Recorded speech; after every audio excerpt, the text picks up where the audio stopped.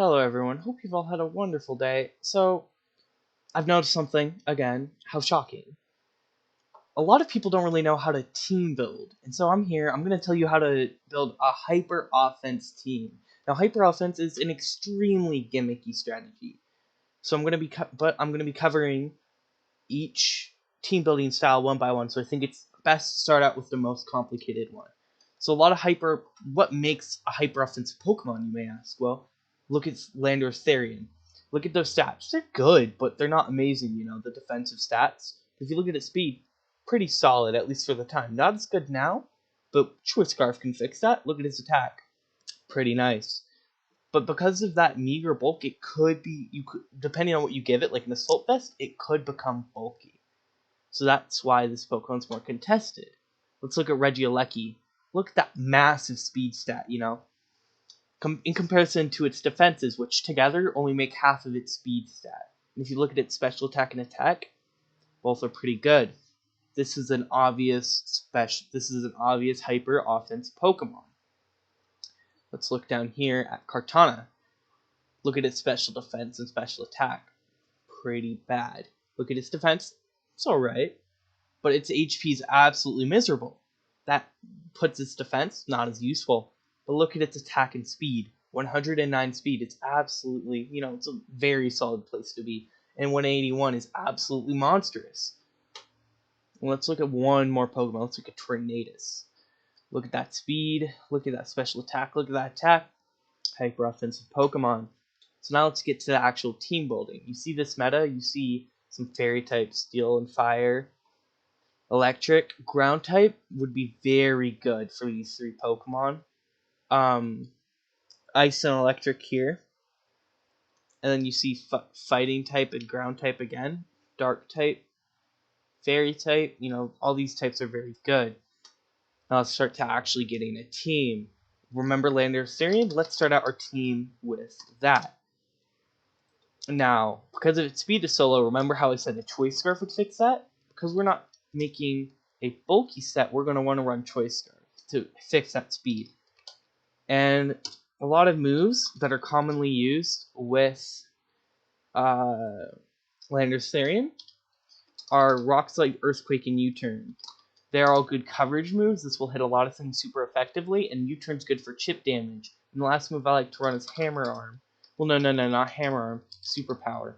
Because that extra power over Hammer Arm is definitely worth it, and the attack and defense drop isn't really going to be that much of a difference, because we're going to be switching out almost immediately. Now, another thing with hyper offense is you're going to want to have at least one bulky switch-in. This is how I do hyper offense personally. You may not have any bulky switch-ins, but that's how I personally like to do it. And Landorus Therian and Incineroar work so well together with their type matchups. This guy, weak to ground, weak to ground, weak to fighting, resist fighting. So, it's just amazing in that regard. And they both carry Intimidate, so double Intimidate will absolutely slaughter any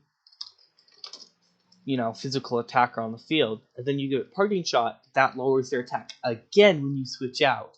Then you have Fake Out, which isn't as good anymore as it used to be, but I still think it's worth it. You have Snarl to lower special attack. You can use this on opposing Porygon or opposing, let's look at Pikalytics again, Tapu Fini, which, let's look at its items down here.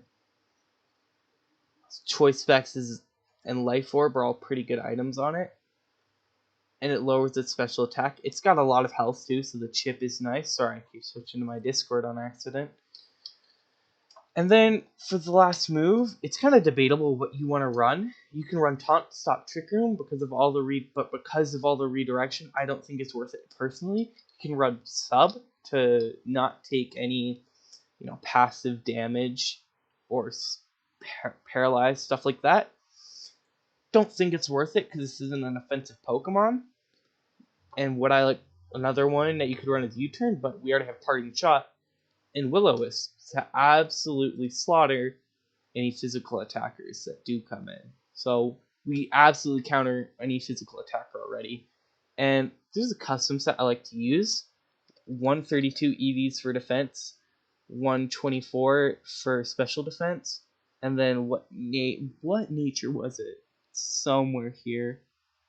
Impish. This allows it to live a lot of hits and earthquakes, especially in rock slides, and the extra special defense investment will keep it alive against fairy moves. Now, for item, it's kind of debatable what you want to run Incineroar. If you're using an all-attacking set, you can always run Assault Vest. You can run Healing Berry, which I personally want to do on this because the pinch berries are very useful in Incineroar, as it will commonly live a hit barely. I've noticed you could also run Leftovers for that extra recovery, or you could run Rocky Helmet. Okay, now that we've got that, we can also we might want a special attacker because we have Landorus, but we can go for another physical attacker. Let's just look down the list. Looking at the stats, looking at everyone and what they bring to the table, and I think because of the anti-fire Pokemon we have on our team, we have Landorus, we have Incineroar, I think we can justify running a Kartana with either a Life Orb or Aqua Berry, which I like to run Aqua Berry to keep it alive longer because it doesn't need the Life Orb boost. Because, look at that attack and Beast boost on top of that. But before we even start, I think I should EV this first to show you what the contrast between not EV'd and EV'd is. EV'd, its attack goes from 380 to 430, and its attack goes from 254 to 317, and then we're going to want Jolly on this. Raise the speed even higher to 348, which is just monstrous. So let's put 4 in that extra defense. Now let's give this a move list. Because this is doubles, we're going to want to have Detect or Protect, one of those moves, because it allows us to stall out turns. Let's go for Leaf Blade to take advantage of that stab. It hits water types really hard, which we're kind of weak to right now. Smart Strike, which will hit the fairy types that scare Incineroar. And Sacred Sword, just because we want that extra stab. Okay, we've got our main 3 figured out, but now we really need a special attacker.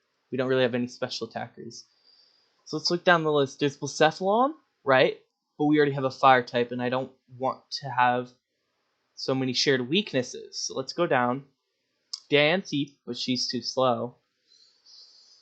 Gothitelle and Hatterene are both too slow, even though they both have very solid special attack. Hatterene having better than Gothitelle. Indeedee, again, too slow. Regidraco, too slow. Regieleki, too limited. I would run Regieleki, but I don't think we really need electric type support.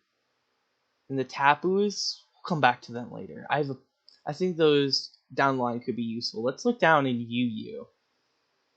Not really coming across anything gold. And then we see Galarian Articuno.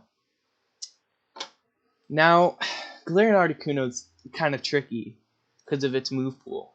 But I personally think it deserves a chance. Let's give it an item. Let's give it weakness policies, what it's run a lot. And I'll show you why it's run a lot in a second. Let's give it Air Slash for the max air. Let's give it...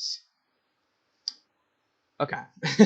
So before we move on, there's both Expanding Force we could give it, or we can give it Shadow Ball. If we look at our team, we're weak to fighting.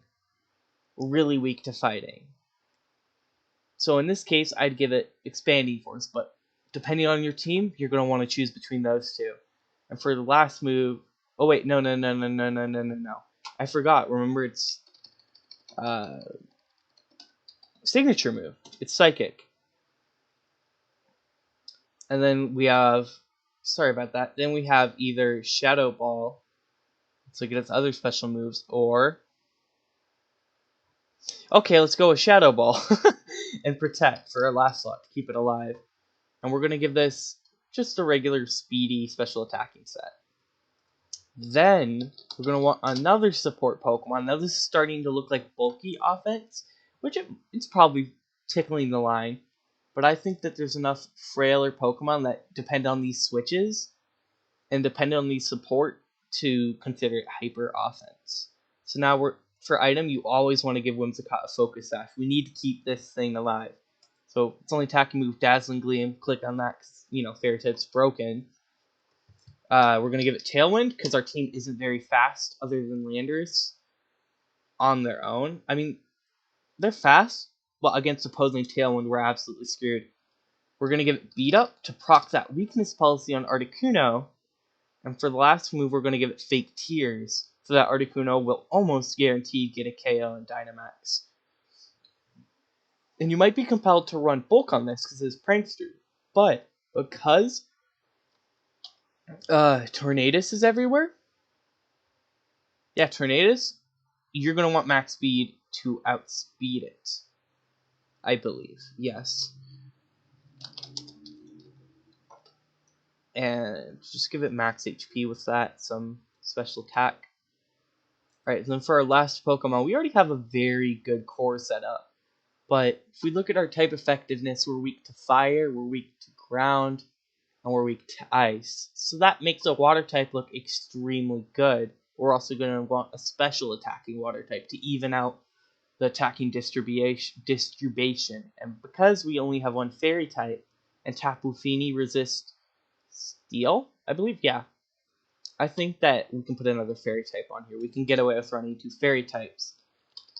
And we don't really want to run bulk. We want to run choice specs. And I'll let you know why. We need this we need to deal enough damage to get rid of these ground and fire types before we, switch in our Kartana, before we switch in our Landorus. So we're going to need that extra power from choice specs. And we're going to run a couple moves. Muddy Water to hit Split. Scald for reliability because of Muddy Water's lower accuracy. Blizzard because it's nice to have a dual ice move. And for our last move, we're going to run Dazzling Gleam again because, it's a good move. And then we're going to run Fast Specs. I don't think it's worth it running Defense over Speed because it already has a lot of natural bulk. It will already live a couple hits. So that's kind of my explaining on how to build a team. If you look at the items, you have really only have 2 berries, and that's on the bulky Pokemon and the one that, dies if it gets, shot with an Ember.